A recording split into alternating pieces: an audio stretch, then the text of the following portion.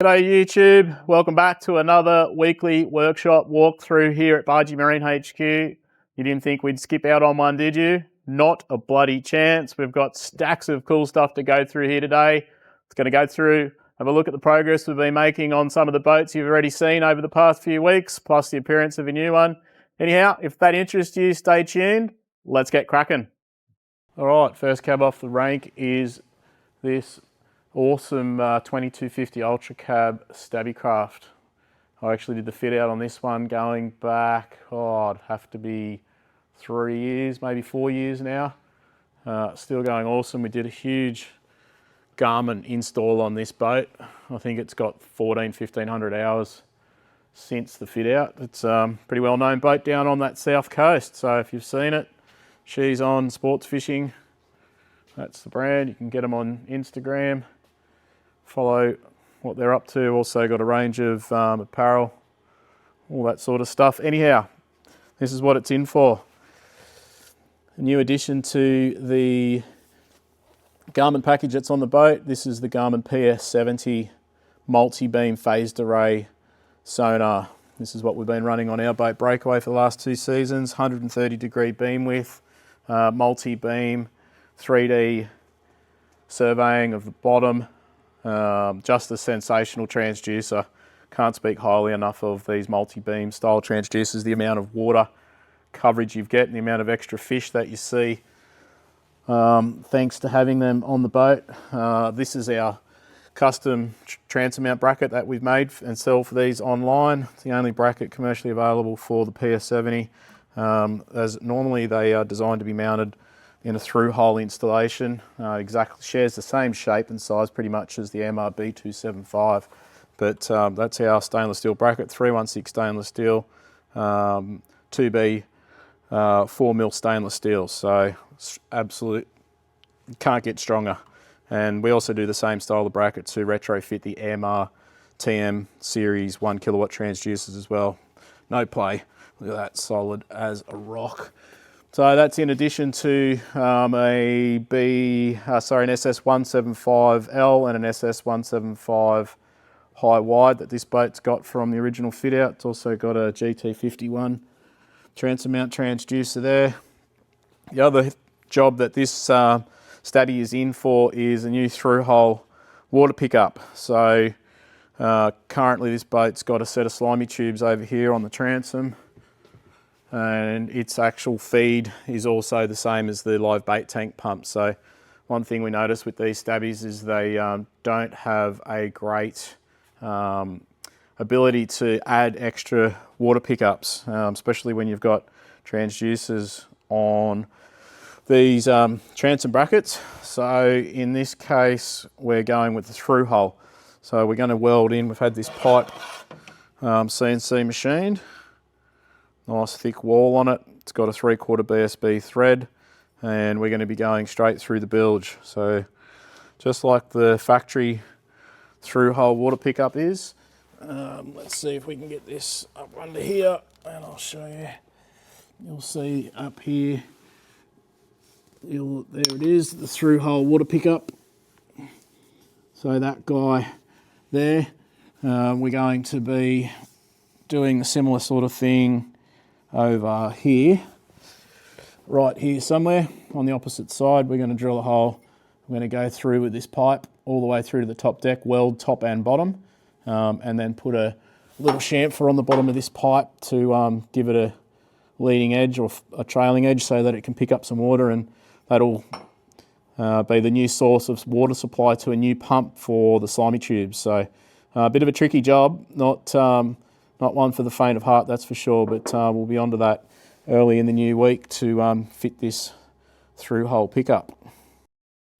All right, so just climbing down into the bilge, you can see the factory cutouts here. That's the SS175 MR through hole transducer. That's what they look like in these Stabicrafts when you option them that way. That's inside the bilge. You can see the head of the existing through hole that we're going to be matching or mirroring on the other side. So pretty small pokey bilge in these boats. This one is fit out incredibly well for all sites of fishing, but obviously for the better part it's a game fishing boat. You can see the Maxwell teaser reels up under the hard top here.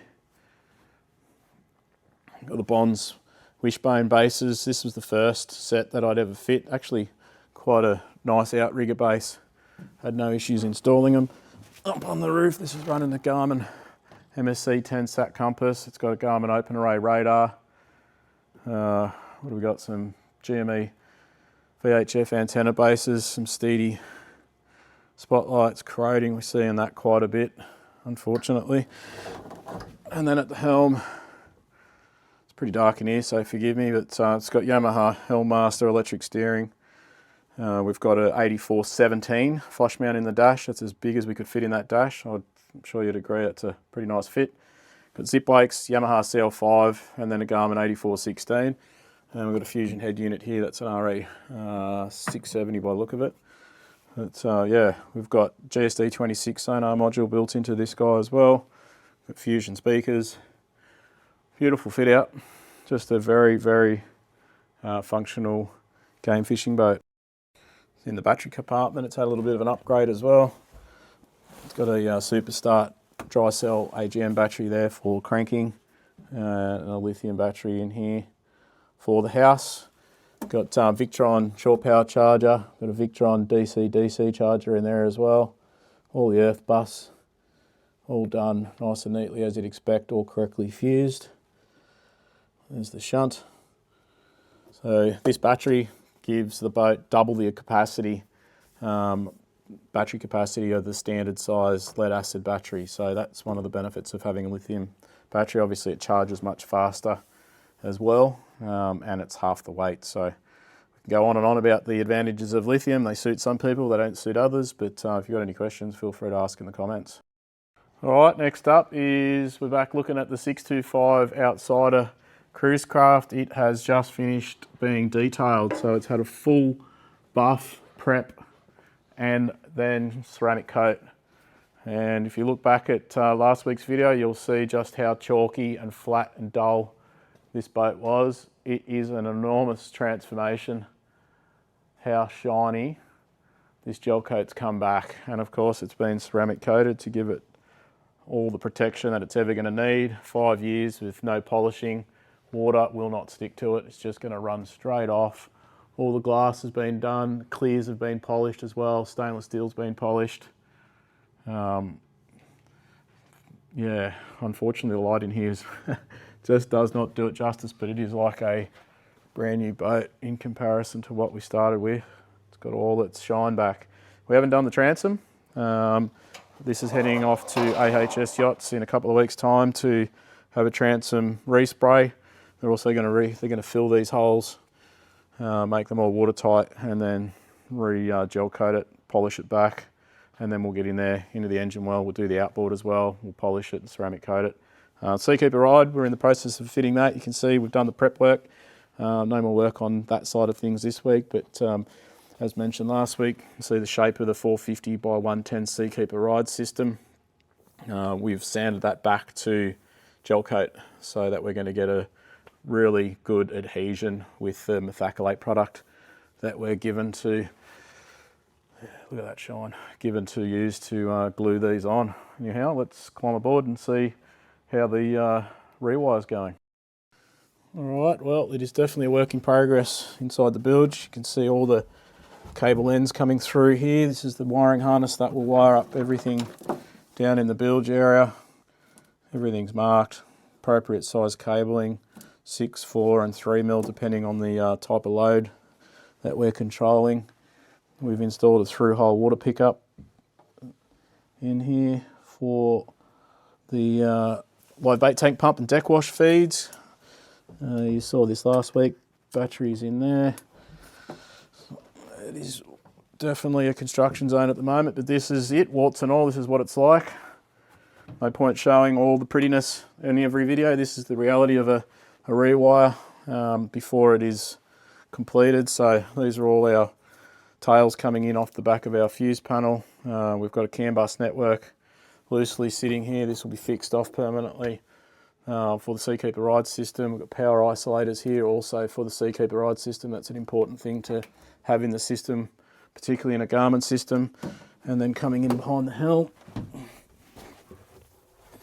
There's your fuse panel, all our cabling, nice and neatly run, all labelled, earths and positives. Still a couple to do here and here.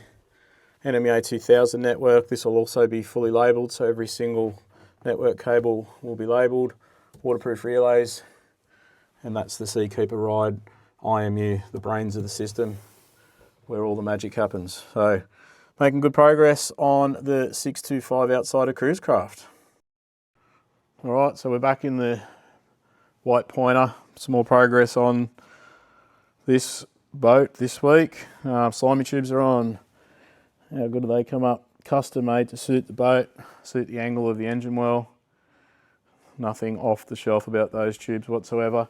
And they're bulkhead mounted, so they're mounted straight through the engine well too. There's no piping or anything like that hanging off the side of them. Super happy with the end result there. Took a bit, but we got there. All right, so we've also almost finished rigging up the outrigger bases and the outrigger poles. So we've done some custom rigging I think this has got 20-foot carbon fibre outriggers.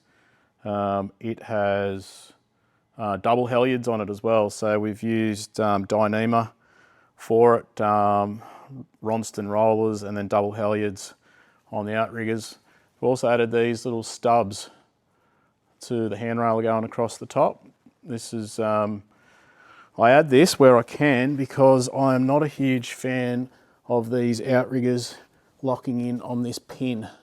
So that's the only thing holding these in, and you get a lot of that going on. It doesn't lock them in securely, and these are fast boats. They spend a lot of time in the air, and that with a 20-foot pole doing this swinging just puts unnecessary load on all this, and those pins can be just, if anyone's tried to do it at sea, I'm sure you'll know what I mean, but they can be so fiddly to try and pull out. So I'll show you on the other side because I've got it set up because we're still in the process of rigging that one up, but what we're doing here with a triclover clamp style on this bracket to support the pole.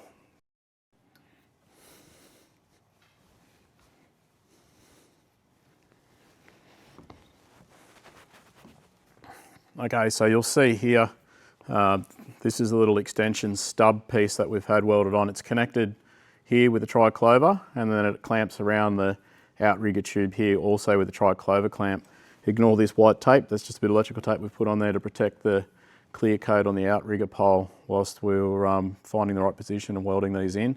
But basically what it means is now that outrigger pole is completely tied in to the boat. It's taken all the load and pressure off the outrigger base, which is a good thing. And then to deploy the outrigger, it's just a matter of undoing this triclover clamp, swinging him out, just like so. Not going to hit anything here. And then when you're going to, whether you're fighting because you're bringing up the other side or whichever side you fight on, or you're packing up to go home, just a matter of pulling that back in, triclover, around here, do that up. You're not having to reach down and pick up that pin, try and line up the hole. It's all too hard. And of course you've got a solid connection. And then at the end of the day, if you're not using the outriggers and you're just using the boat for other styles of fishing or whatever else, you can undo this triclover clamp. And as you saw on the other side, this whole piece comes away, store it in the boat, and you've just got this little stub piece permanently welded to the boat. So great little setup. It's going to take all the load off those wishbone bases and off the hard top of the boat and make things so much simpler for the owners. And I've done this in my own trailer boats over the years, and I can speak from experience, it works unreal. Now I don't think we had the upholstery in last time we looked at the boat. So we've got all the dash pads in up here now. Wipers of the installs finished on that side of things. Look at that, all nicely trimmed in that vinyl. Looks absolutely sensational. And then here's all the custom cushions and soft touches inside the cab. Absolute premium feel in here. I reckon even the missus would be happy with this. So nice. And then it's the same here in the headliner. This is a clip-in, screw-down headliner so that we can access all behind the Garmin screens. And we finished the wiring tidy up in here as well. We've got lighting in here, make it nice and easy to access. Fine fuses, anything like that that may need to be found. How good's that? Right, well that is it for the Whitepointer. We are hoping to put fuel in 550 something litres this week coming. We've got the bait board going in, we've got the spigots being made for it at the moment, and also the support structure for the bait board. It's got a big, it's a XL Haines Hunter bait board going in there. Yeah, so fuel, and then the most exciting thing, water test time. So stay tuned, we will do a more detailed review on this boat once it's finished. We'll also be putting the U-deck down. It's getting teak over black all throughout the floor, so that's going to look sensational as well. So yeah, watch this space. As soon as this boat's on the water and commissioned, we will get back into a nice detailed review just of this boat. So look out for that if it interests you. All right, lucky last for today is the big 760 Haines Hunter.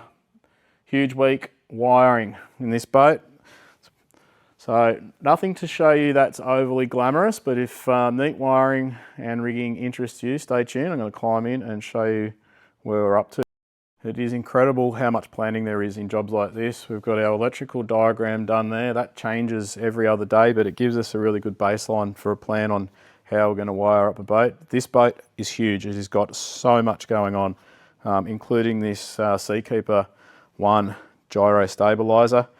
So we've got to find a home for 6 batteries. 2 of those are lithium, 4 of those are maintenance-free lead acids. 2 of the lead acids will be doing each engine, so a cranking battery for each of these Verado Mercs. And then we've got a pair of batteries in parallel as a house bank. And then we're using these Voltgo 200 amp hour lithium batteries to power the gyro. So that should give us around 6 hours of runtime on that gyro without any charge, which should be sufficient. So the lithiums we've decided we're going to be mounting in here by the gyro, nice and close to keep voltage drop and cable runs nice and short. They're IP55 and IP67, these guys. They are an awesome battery. Super impressed with these so far. In the starboard locker, we've got 2 of the house batteries. So these 2 going to be joined in parallel to give us around 220 amp hours of lead acid storage.